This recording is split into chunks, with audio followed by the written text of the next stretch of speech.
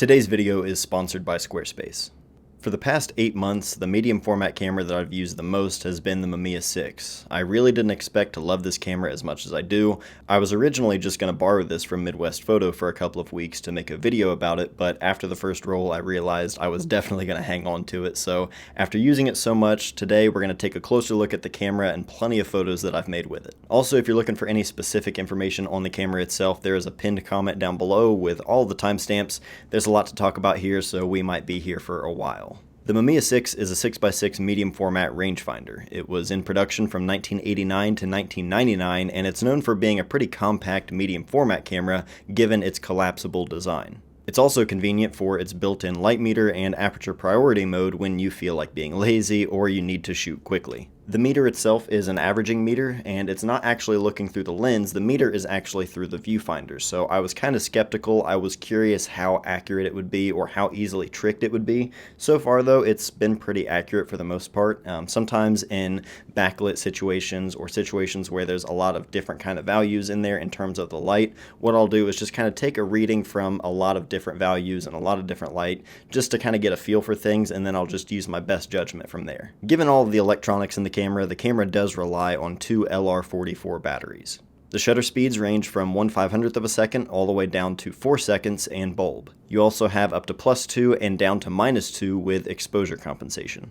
The camera has 3 interchangeable lenses for the system, and we're going to be talking about all of those lenses today. Speaking of lenses, the Mamiya 6 has a leaf shutter, meaning the shutter is actually in the lens, not the camera body itself. So because of this, you have a dark slide that you need to use when changing lenses to prevent exposing the film. The camera also knows when the dark slide is in use, so it's not going to let you take a photo unless you release the dark slide, so you don't have to worry about accidentally exposing nothing basically and wasting an entire roll of film. And you also can't remove the lens unless the dark slide is actually in use. So it does have a few different kind of features there that kind of help keep you from making accidents like that happen, as well as a shutter release lock as well. Another nice feature of leaf shutter lenses is the fact that if you're using flash, you can sync your flash at any shutter speed you want. Typically with a focal plane shutter, you have a maximum sync speed and you can't go above that, whereas with a leaf shutter you can go all the way up to the max speed, which on this camera is 1/500th of a second. If you do want to use flash, you can use a PC sync cord or the hot shoe directly on top of the camera.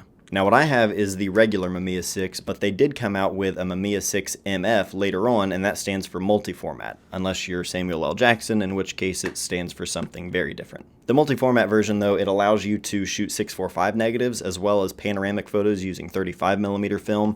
However, you could always just crop that in post later on. You wouldn't have to necessarily use that adapter to get the same results because you're not changing anything inside the body itself in order to get, more frames per roll or anything like that. It's basically just cropping in the camera. You also have a self-timer switch and a threaded shutter release as well. I'll go ahead and load up a roll in this just so that way you guys can see exactly how it all works. So to load the camera, once you open it up, you'll notice you have these little kind of switches on the bottom here. What you're actually going to do is pull these over, and whenever you do that, it drops down this pin. That way you're actually going to be able to get the spool out. So we'll do the same thing on this side, so that way we can put our old spool in the take-up side. Kind of line it up so that way we can easily just load the film up there with the slit. Go ahead and load up a roll of Portra 400. So once you drop that in, you can push this bottom pin in, and that way it's going to keep it locked in place. Now you can pull it across. What I like to do is kind of just keep my index finger or my thumb right over here on the film just to keep it kind of tight and keep it from unraveling too much. Once you line it up in there, then you can just kind of advance it like normal. Go ahead and advance until your start arrow is lined up right here in the middle, and then you can close it. Now if I were to use 220 film, you can see over here on this side, if you push down and rotate this pressure plate, that's going to allow you to use 220 film, but this is a 120 roll. So once you do that, go ahead and close your back up, and then you will just advance until you're at frame 1, and it'll automatically stop for you. So there you go, it's loaded. So now that we've got the camera body itself kind of covered, let's talk about lenses. Like I mentioned earlier, there are only 3 lenses available for the Mamiya 6, and you have your 50mm f4 for your wide, a 75mm f3.5 for your middle of the range, and a 150mm f4.5 for your telephoto. We're going to take a look at all three lenses and the photos from each lens. That way you guys can know exactly what photo came from what lens. And we're going to start things off with the 50mm f4, which I borrowed from my good friend Corey Miller. This is actually the first time I had ever used a 50mm lens on a 6x6 camera. I never bought one for my Hasselblad that I used for years, so seeing compositions with a square frame this wide, it was pretty interesting. As you can expect from Mamiya glass, it's insanely sharp. I didn't borrow the lens for very long, so I don't have a ton of photos from it, but the next lens we're going to talk about is the 75mm, which is the only lens I personally own, so there are tons of photos to go through here. Not only is the lens incredibly sharp, but it's also really compact. Combine that with the collapsible design of the Mamiya 6, and this is probably the most travel-friendly medium format setup I've ever owned. Maybe the Fuji GF670 is comparable, although with that I think it's a little bit longer and taller, and it's also a fixed lens. But then on top of that, it's also capable of shooting 6x6 and 6x7, so whatever. They're both really travel friendly. All I can say about the 75mm is it is perfect in my opinion.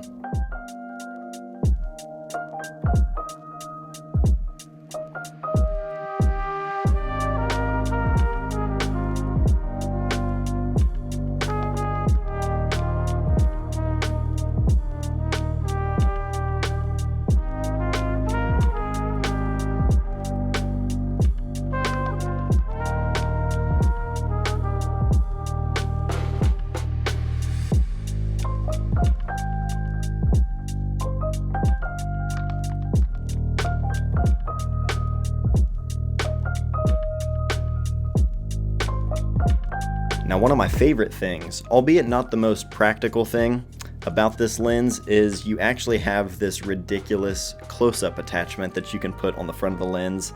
That way, if you want to focus closer, here you go.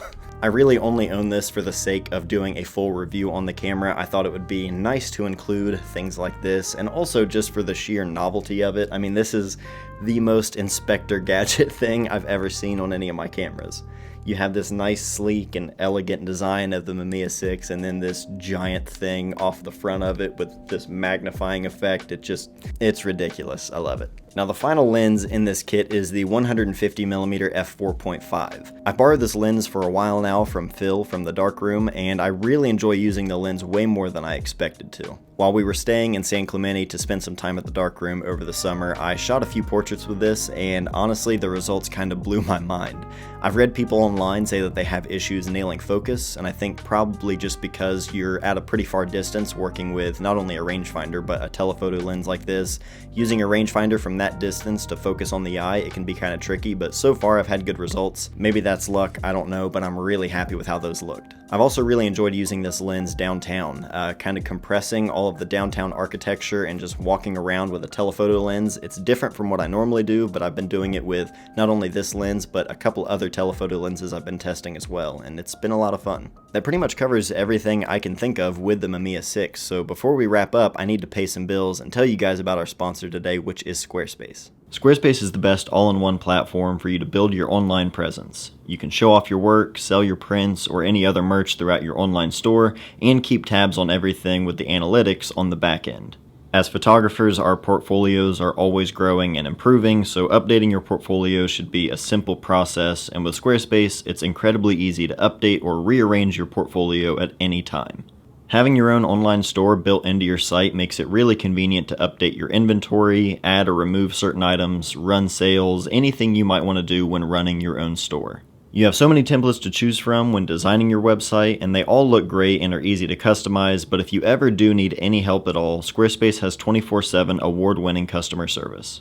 If you'd like to try Squarespace out, you can do so entirely free at squarespace.com, but when you're ready to get signed up, go to squarespace.com/mattday and you'll get 10% off your first purchase of a website or domain. All in all, the Mamiya 6 has been awesome. It's super comfortable. I love the grip on this camera. It's really travel friendly, and it's great for the daily documentary work as well, anytime I want to work with a square composition or if I want a higher resolution that you get with medium format. If you like rangefinders, then I think you would love the Mamiya 6 or the Mamiya 7 for that matter. They're very, very similar. I tend to prefer the Mamiya 6 just because of the collapsible design, makes it a little bit easier to travel with, and also I just prefer 6x6 over 6x7, but that's just me. So I hope this video was enjoyable for you guys. I hope it was helpful as well. If it was, go ahead and give it a thumbs up, and let me know if you have any thoughts or questions at all in the comments down below.